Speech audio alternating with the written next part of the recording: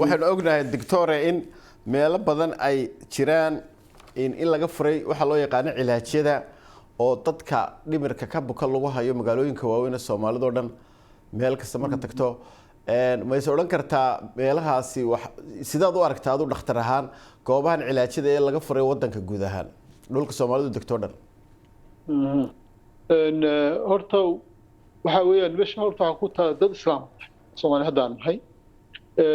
diinta waxay ka mid tahay waxyaabaha maaragtay resilience-ka badiya dadka maaragtay adkaysiga u leeyihiin cudurrada dhimirka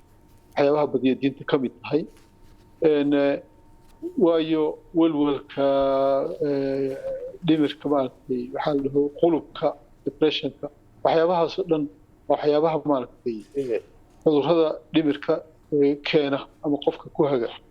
laakiin diinta waxa weeye waxay badanaysaa stability-ga maskaxda way dheelitiraysaa qofka waxayna ku noqonaysaa xataa compensation markii waxyaabaha walwalka iyo waxyaabaha yarka marka ay jiraan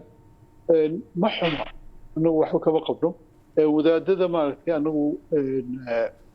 gaar ahaan haddaan nahay takhaatiirta ka shaqeeya cudurrada dhimirka waxaan jecelnahay inaan la yeelno xiriir waana leenahay haddaba anaga wadaadada aadaan isula shaqeynaa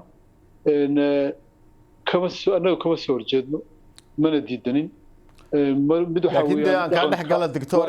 cilaajadu maaha oo wadaadawin maaha laakiin waxa jira qaar caadi ah